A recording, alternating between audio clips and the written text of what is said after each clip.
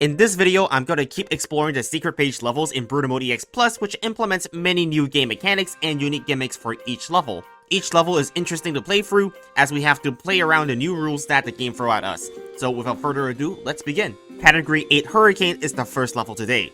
I didn't even know hurricanes go up to Category 6, let alone 8, and this rainbow difficulty is also quite menacing. At first glance, everything seems fairly normal and just a typical fog level. And you know me, I always try using the classic Melon Pulse strategy first because it's the most versatile. Obviously, Puff Streams dealt with the entire early game easily, so I started up my Melon Pulse setup as well as Tall Nuts to block off Pole Vaulters pretty early on. That is, until a mysterious wind begins to blow all our plants to the right, messing up our defense. This means that the wind can push our Tall Nuts far away to let zombies straight up bypass it over time. Not only that, the direction of the wind alternates back and forth every 30 seconds. Any plants that get pushed off the board instantly die, so you can't even make use of the free space at the back. This constant change in direction is extremely annoying, since my Tall Nuts can't blockade for very long until zombies simply phase through them amidst the wind. There are many ways I could have gone about to mitigate the effects of the movement of my plants, like actually planning where to place my plants so they can still get good coverage. But this is just not very easy to do, since plants actually move in random amounts every time they move, so I can't even line up my defense properly most of the time.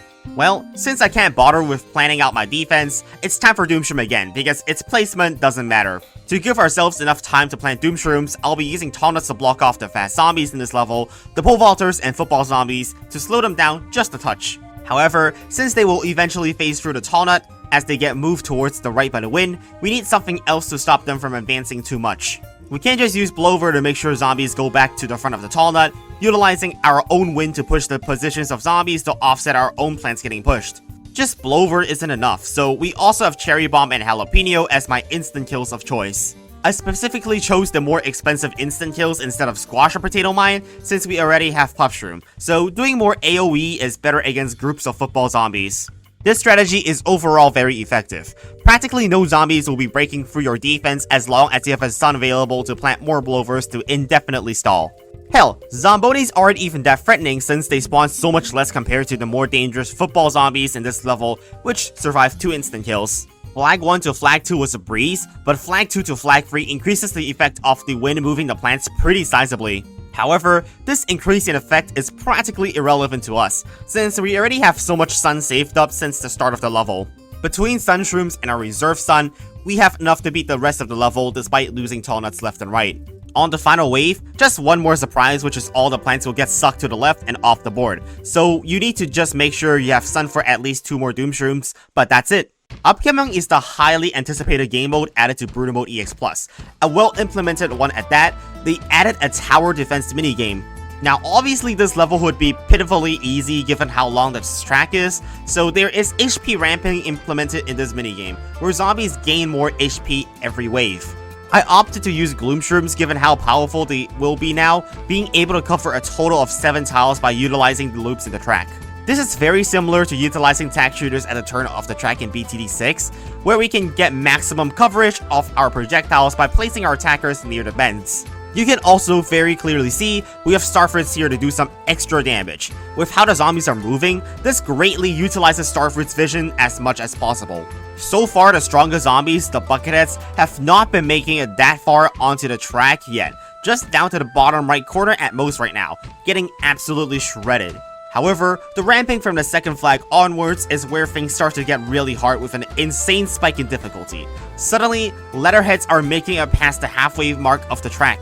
With zombies now starting to advance a bit too much, it's time to start using some ground zero abilities against these super tough Moabs. Wait, wrong game? Yeah, I meant Doomshroom. I also start replacing the Sunshrooms towards the back of the track with another cluster of Starfruits to add even more damage than we already have. And it ain't looking too pretty. I am forced to keep spending Doomshroom to keep ourselves alive, and they are certainly not great here due to the limitation of space. Each Doomshroom is one less potential Starfruit. And if there is one thing I learned, Absolute Zero is definitely better than Ground Zero because it doesn't take up space. Wait, are we playing the game with monkeys or Brutal Mode EX Plus? Even with Ice Shrooms, the zombies are already making it to the final bend of the track. And that is trouble for us to deal with given how close we are to losing, and we still have the final wave. With no sun shrooms left and every space being utilized for spending on instant kills and dealing more damage against the zombies, we barely survive up until the final wave here. This is the toughest wave in the level, and we can manage to resolve it by spamming several more Doom Shrooms by digging up the Gloom Shrooms towards the front for more space. And with that, we only have a few more zombies to clean up, and that's about the tower defense level complete. A very interesting level, so please tell me in the comments if you want to see this idea again but with a different track. Wait, how is this still not dead?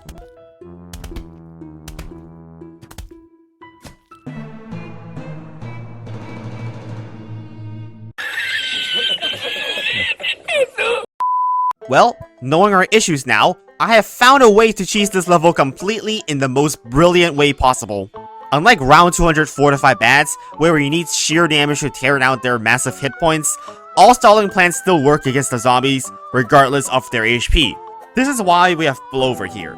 A very simple look at the track shows that we can simply use the Blower in this spot right here to indefinitely stall zombies that are in the final bend of this track. Well, I wouldn't necessarily say this is cheating, but it's pretty close to when we basically cannot lose by using infinite Blowers. But yeah, pretty clearly I think you can see how just making the zombies go around in loops will let us beat this level eventually, so our job here is done. The next level is the counter. Different to Ecclesia's the counter implementation, this one allows you to play as many of the same plants as you want, but with a global planting limit of 6. As the name implies, each plant in this level counters a zombie that appears in this level. We have Repeater, Butterpult, Spikeweed, Potato Mine, Magnet Shroom, and Ice Shroom.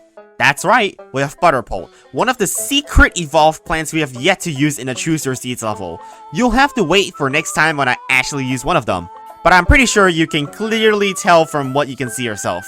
Butterpults have a 100% chance at lobbing butters, making it a reliable kernel pult. Utilizing the Butterpult is extremely important in this level with the number of screen door zombies as well as ladder zombies, making repeaters not quite as useful here. My planning wasn't particularly the best here with how bad I am utilizing my stalling plants and also wasting a bunch of potato mines early on digger zombies, making us struggle now. I end up having to use 2 lawnmowers halfway through flag 1 to flag 2. And the bad news is, we still have 2 more flags to go with a limit of only 6 plants. This will be very tough. The density of zombies is just undefendable without using potato mines to at least clear out the hordes of basic zombies, so I have to spend the remaining lawnmowers too. With all these ladder and screen door zombies, it is pretty much impossible to defend off all these zombies up until the final wave with a planting limit of 6. On my next attempt, I had a better plan to make sure we had as much as possible against the tough zombies post flag 1 by keeping as many potato mines and ice shrooms as possible. These were vital for us to surviving large groups of zombies. Simply wasting them early on is not worth the value, when just slightly more repeater micro can get us through the early game. I'm also stockpiling up on spikeweeds, so I don't need to spend potato mines on individual catapults or zombonis. Soon the first flag was in sight, and this time with a full conveyor belt of plants available to use, I don't get overwhelmed at all this time with the ice shrooms that we already saved up.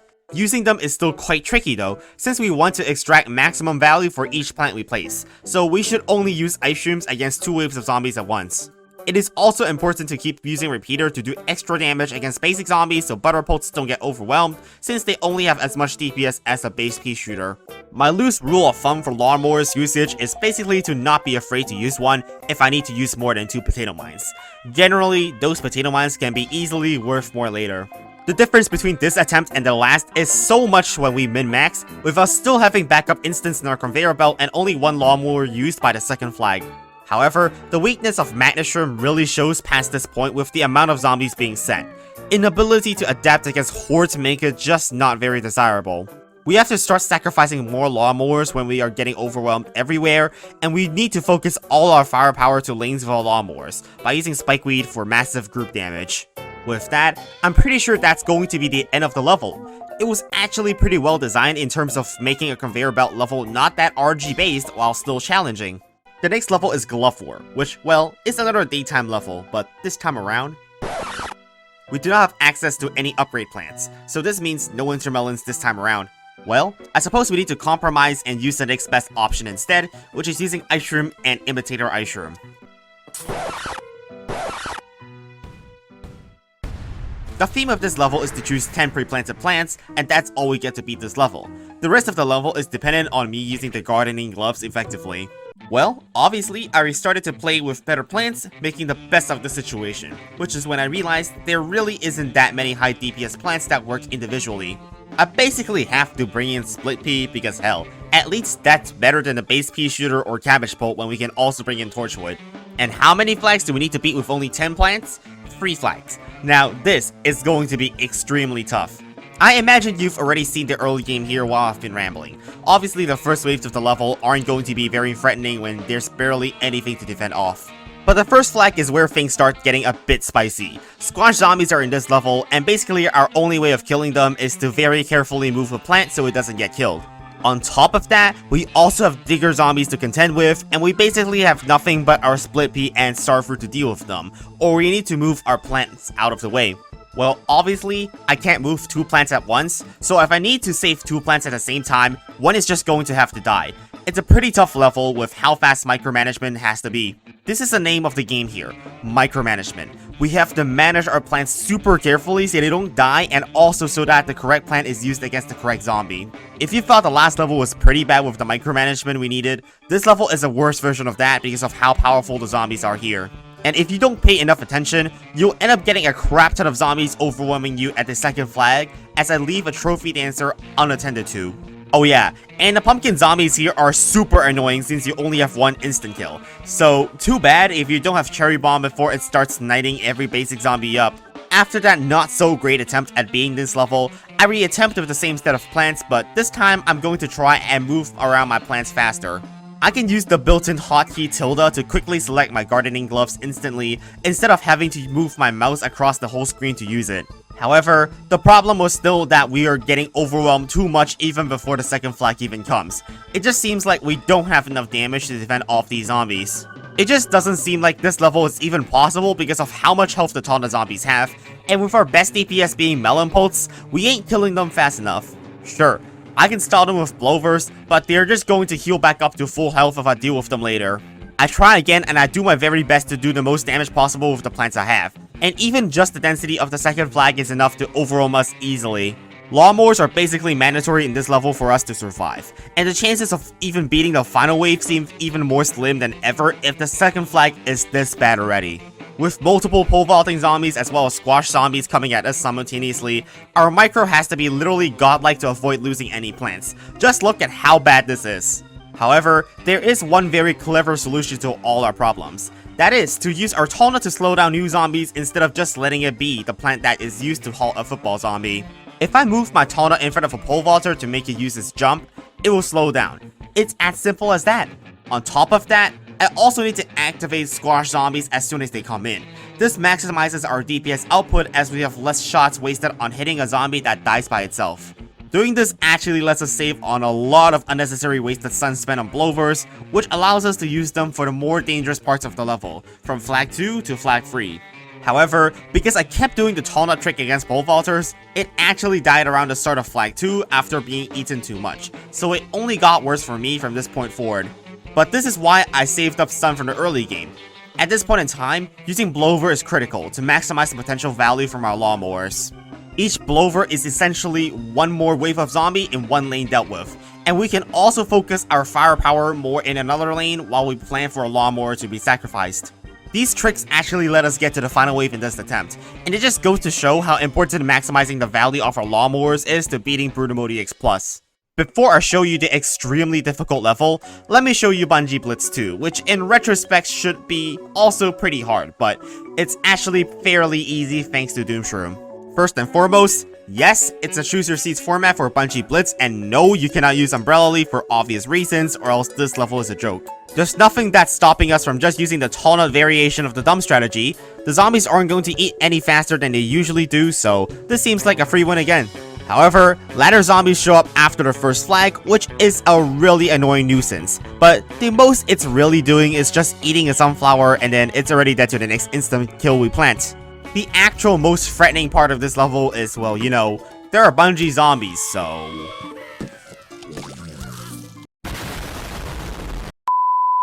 Obviously, the Jack-in-the-Box Bungee zombies never fail to instill more disappointment.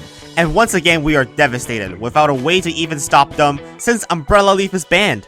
To mitigate the effects of Jack-in-the-Box Bungees, I went with Pumpkin, since they store up instant kills in the form of plants, so there is at least still defense if my sunflowers get blown up.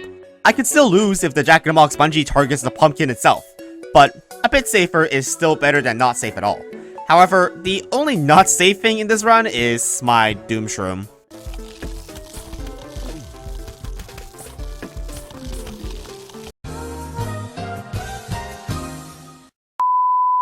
I totally didn't lose that run, and I don't even know what you're talking about.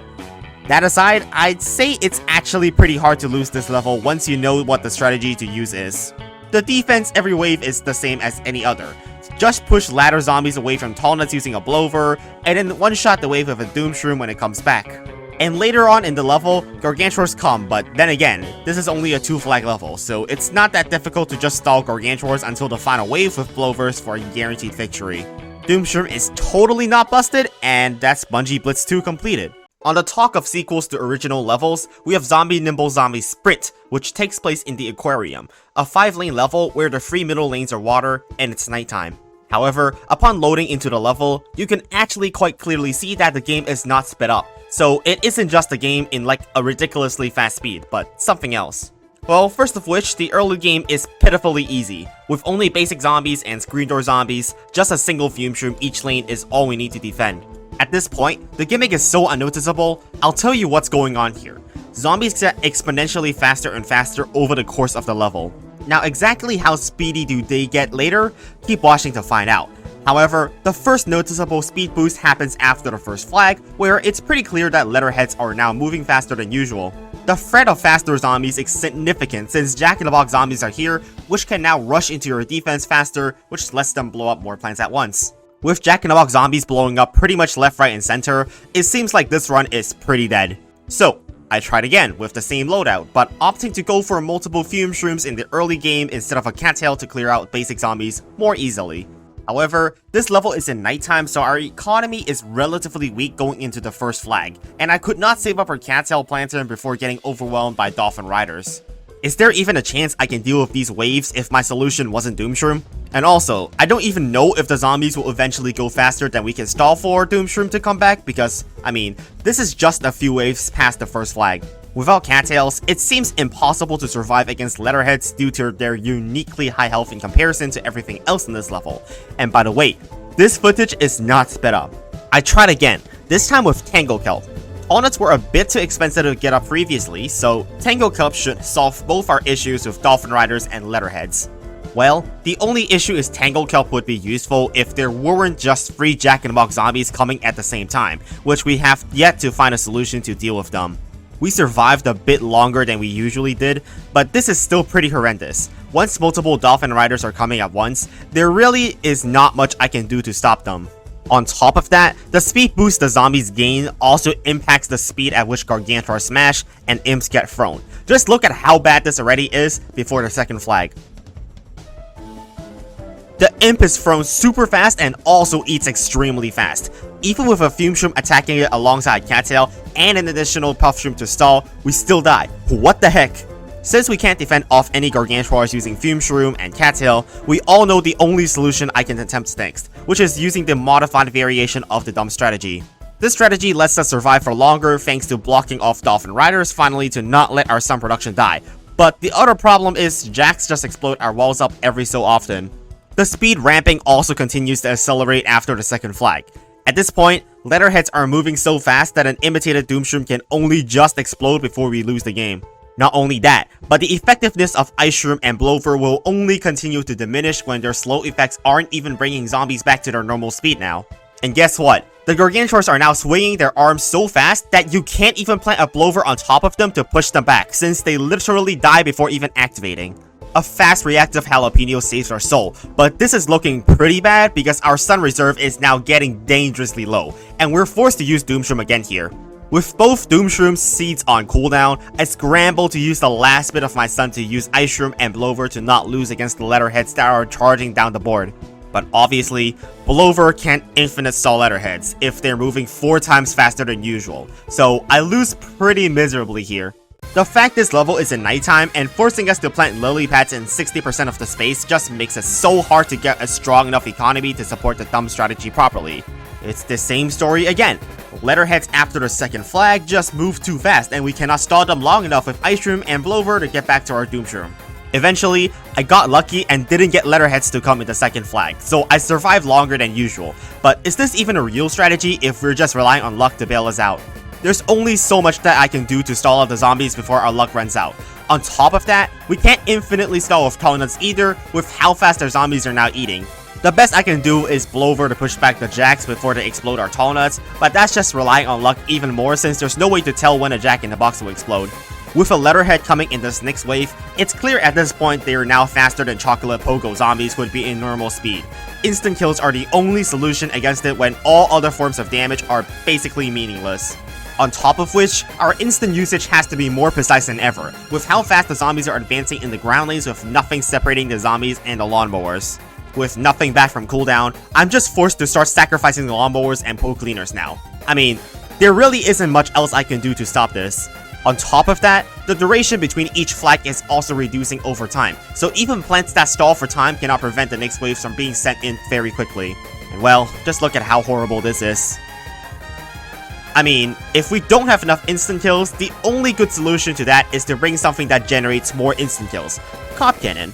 Unfortunately, I'm pretty sure it was a downside to even use Cop Cannon in this case, since I only have enough sun to plant one of them in nighttime. If we can only get one of them, it's not really an advantage when we can just straight up use Cherry Bomb and Jalapeno in the 2 slots that we used for Cop Cannon instead. I tried my best to stop Letterheads from infiltrating too fast by using as many Blovers as possible as soon as the Letterhead enters the view of the board. But I can reassure you that it's impossible to stop them. And I just don't know how this level is meant to be possible if you can't kill the Letterhead in time. Which is why I thought of using Chompers. They have fast cooldown, so the scenario where we can't get an instant kill fast enough should no longer happen. That being said, Chomper doesn't really do anything else apart from handling Letterheads because everything else is so dense. Eating up a Jack-in-the-Box zombie isn't even guaranteed when they're hidden in a crowd of zombies. However, we still definitely need to use Blover against Gargantuars because we've sacrificed an instant kill that can clean up Gargantuars so not die against Letterheads now. Well, I thought that means that we should now use Marigold since we don't use Cherry Bomb or Jalapeno to clean up imps. Well, it would have been a good idea if the gimmick was different.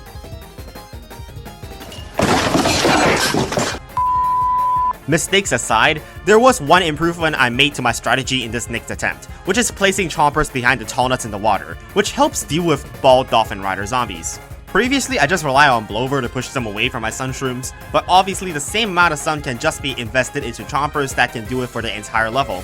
This is another step towards getting more Blovers, because we still need more of them to slow down Gargantuars. But even with this improvement to allow us to use more Blovers, Gargantuars still make it through all the way because of how fast they move now. It's absolutely ridiculous. At this point, I realized I needed to utilize my space better. I first tried fitting in a few more Sun Shrooms just in the middle row, as those are safe from any Jack-in-the-Box explosions. I tried to expand the sun production, but the threat that I face against speedy Gargantuars and Jack-in-the-Box zombies are just too much for me to both defend and build at the same time. If we aren't going into the second flag with a strong enough economy, we will be stuck in a scenario just like every other one so far. One where we can only cling onto life to lose later on. And I'm just slowing the footage back down to normal speed to show how absurdly fast the Gargantuars are now moving. And there clearly is not enough resources going around for us to permastall everything. I mean, this is completely ridiculous. Making this level take place in nighttime just makes it completely impossible to get enough to defend against the infinite stream of Gargantuars. But then, I had a brilliant solution for us to save on the tremendous amounts of sun I'm spending to defend. Remember how Gargantuars can't spawn in lane 1 in non-survival levels? I can save a lot of sun on planting Tall Nuts if I just use Fume Shrooms on the top lane. The only zombies that can be there have very little health, making Fume Shrooms extremely good. And I would be correct. This lets me easily get 6 more Sun Shrooms than usual, which is what I've been looking for this entire time. Plus, now my Blover only needs to be used in the bottom. This strategy is so much absurdly better than the previous strategy. I max out more than 1000 sun by the second flag, and definitely allows me to keep planting Blover off cooldown now. For once, I finally thought that there was a way to beat this level using this extremely weird asymmetrical setup, thanks to finally gaining access to permastalling with Blover. Well, I thought I had a chance, up until I didn't.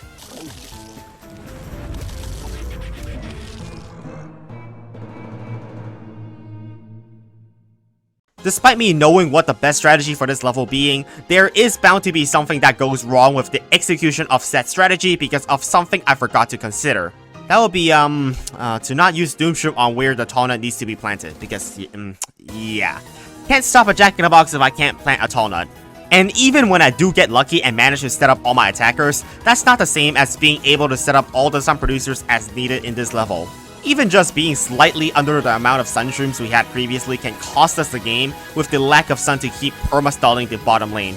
A lot of luck is also involved to hope that Jack-in-the-Box zombies don't impede our progress too often, or else we'd be stuck with a half-built economy and struggle to keep up with the pace.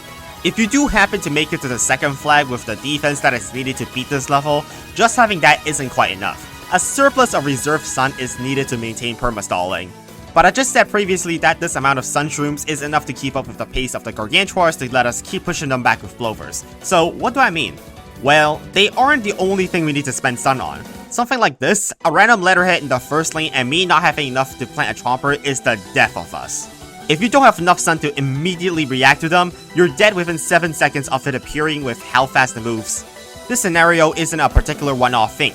It's a constant threat to keep at the back of your mind, as simply having Doomshroom on cooldown makes you lose if you forget to plant a Chomper. On top of that, just having sun doesn't mean not having any skill issue moments. I simply forgot to use Ice Shroom before I planted my Doomshroom here, and it was an instantaneous death. I learned from my mistakes and start planning more about where I want to use my Doomshrooms on the board, making sure I am maximizing the space available for Sun Shrooms. Keeping all the Doomshroom explosion at the 9th column allows me to safely have tall nuts on the 8th column. Meanwhile, we now have the correct setup to perma-stall Gargantuars. It was a very rough late game here, as I try to keep spamming Blover and Ice Stream to stall out the Gargantuars. At this point, it's all down to whether I have enough sun to do all of this. With so many Gargantuars piled up towards the end of this section, I eventually can no longer keep up and spam my lawnmower, but that's about all we need to get to the final wave. Using 2 Doomshrooms simultaneously guarantees us victory against everything the game can throw at us, and we've done it. This crazy level is finally over after several hours of attempts. That's it for the next 6 levels of Brutal Mode EX Plus's secret levels. Next time, we will finally be revealing the secrets of the evolved plants and their power. How powerful will they be? Well, you can only find out next time. Remember to subscribe to stay tuned, and thank you to our channel members for supporting the RCCH channel. For now, have a great day, and I'll see you all next time.